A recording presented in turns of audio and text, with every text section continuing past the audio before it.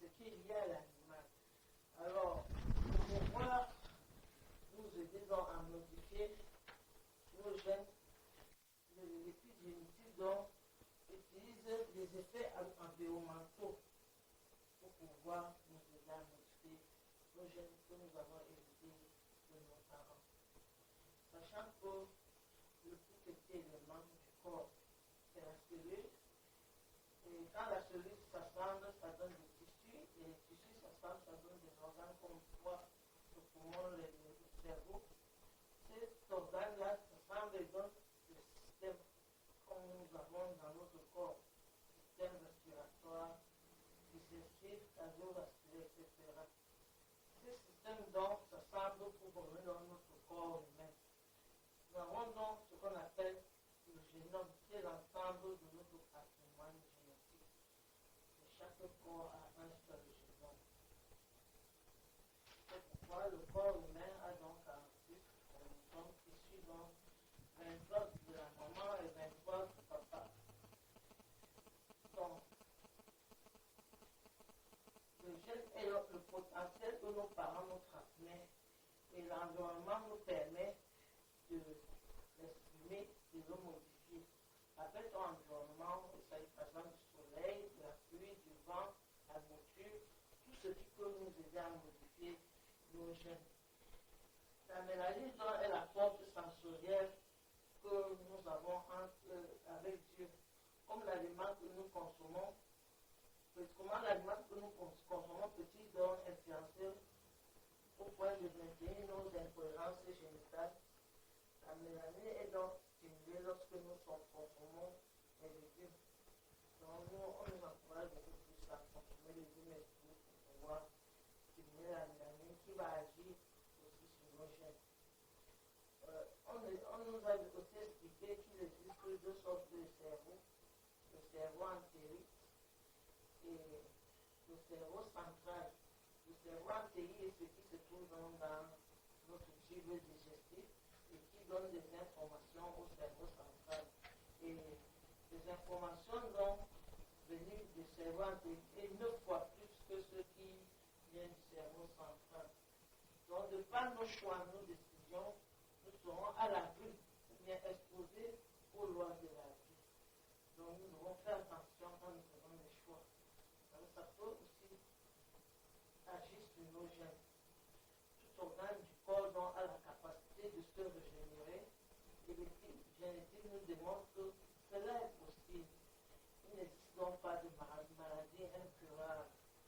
Donc, avec donc, ce qu'on appelle sur l'épigénétique, nous allons comprendre que nous pouvons agir sur nos gènes épigénétiques. Merci.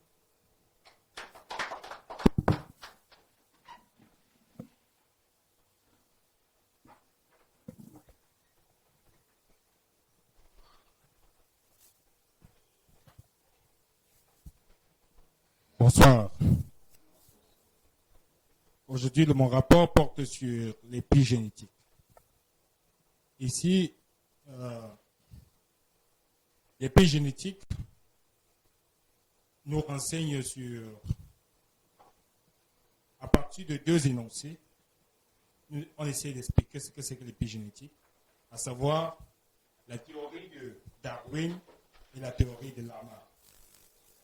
La théorie de Darwin nous explique que, à la base, si les gènes de vos parents sont positifs ou négatifs, vous héritez en positif ou en négatif de ces gènes. Mais la société dans laquelle nous vivons a adopté complètement ce système qui fait croire que si on est né, par exemple, d'un parent qui fumait, par exemple, de la cigarette, alors automatiquement, nous allons hériter de cela.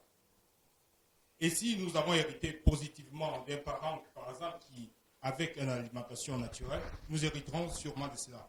Mais ce que je sais, c'est que, à la base, pour tout ce que nous voulons à la base, c'est que nous voulons avoir des gènes positifs. Personne ne voudrait avoir des gènes négatifs. Alors, la théorie de Darwin et la théorie de Lamarck nous expliquent la contrefaçon de ce que nous explique Lamarck. Qui nous explique que que nous pouvons hériter, certes positivement, négativement, des germes de nos parents, nous avons aussi la capacité de l'infléchir. Peut-être par notre attitude ou par notre façon de raisonner et surtout par notre façon de nous alimenter. Parce que l'alimentation est le socle de ce qui produit et le socle de ce qui permet à notre pensée de rester positive. Le style d'alimentation que vous adoptez dans votre vie est fonction de la façon dont vous voyez la vie. Parce que si vous voyez la vie d'une façon carrée, vous ne pouvez pas comprendre que la nourriture est l'un des socles qui permet à votre esprit de voir les choses de plus loin. Alors, la naturothérapie ici a pour but de nous faire comprendre que si nous voulons infléchir en bien ou en mal les gènes que nous ont transmis nos parents, nous devons avoir la capacité de voir le monde d'une façon globale. Peut-être en ouvrant notre esprit, en se documentant d'une façon assez progressive, ayant l'esprit de toujours vouloir accumuler plus de connaissances, ayant l'esprit de pouvoir acquérir des choses que nous n'avons pas pu recevoir de nos parents, peut-être par l'environnement et des personnes que nous rencontrons chaque jour au quotidien, pour comme ça modifier notre ADN, que ce soit de façon positive ou négative. Alors, c'est ce que j'ai, à mon humble avis, perçu ou alors cerné de ce cours sur l'épigénétique. Je vous remercie. Bon, je vous fais une confidence.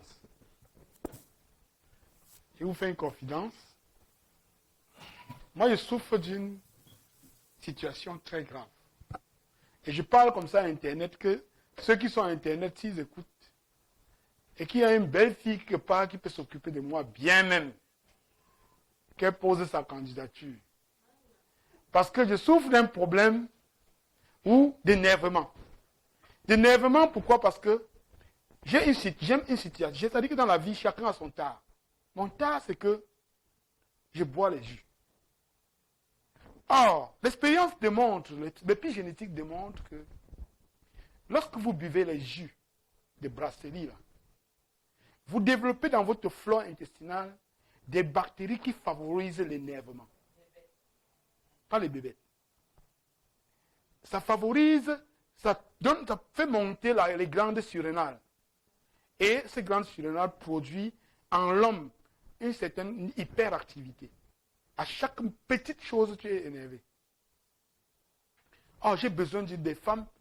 Je ne manque pas l'argent pour qu'on m'achète des fruits là. On m'écrase chaque matin, je bois pour remplacer les jus. Mais il n'y a personne qui peut le faire. Personne. Je suis sérieux. Je suis sérieux. Et j'en souffre énormément.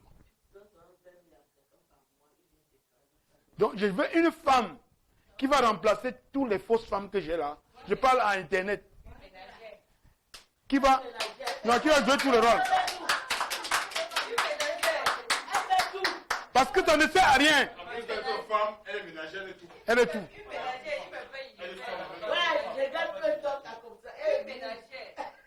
Je vous assure, je vais vous dire, elle s'en fout de moi.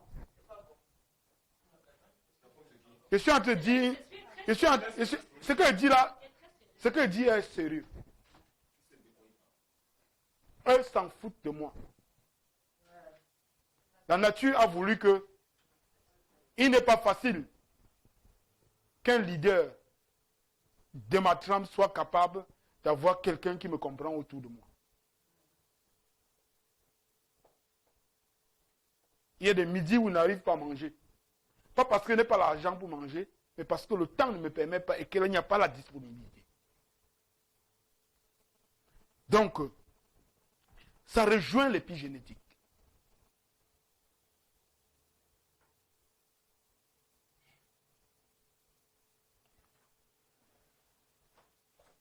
Et la vie que vous voyez,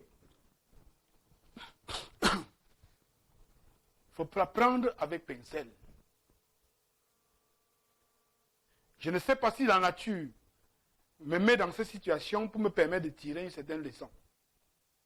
Ma vie n'a jamais été facile. Je connais pas quand on me dit que deux personnes vivent ensemble dans la paix. Je n'ai jamais connu ça depuis que je suis né.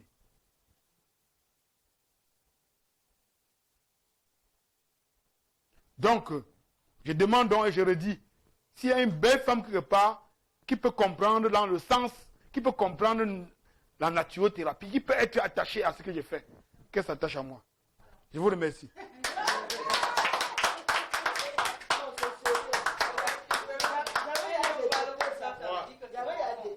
Elle va venir cette fois.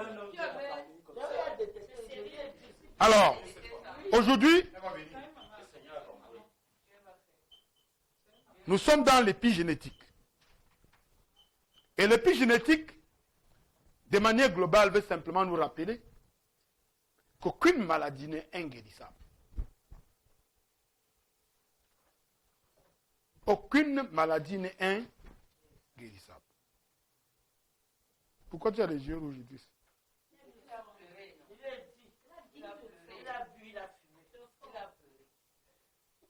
J'ai fait l'erreur aujourd'hui de les mettre sur mes produits. Ils ont bu ça jusqu'à chacun est devenu sourd.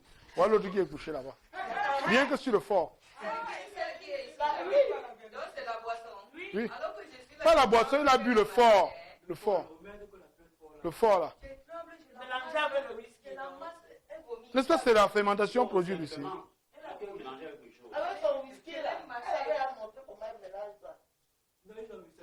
Seulement le fort. Comment l'homme noir est-il devenu blanc et il est resté? Un environnement pauvre en soleil. Nous avons dit quel était le rôle du soleil. Qui peut me rappeler ici? Oui? Le soleil disait d'avoir la vitamine D qui facilite la fixation du calcium. Oui, c'est trop léger. Comment est-ce qu'elle fait? Le soleil du matin, l'inclinaison des rayons soleil du matin transforme le calcicholestérol en vitamine D. Le calcicholestérol, c'est quoi? C'est l'un des éléments du cholestérol.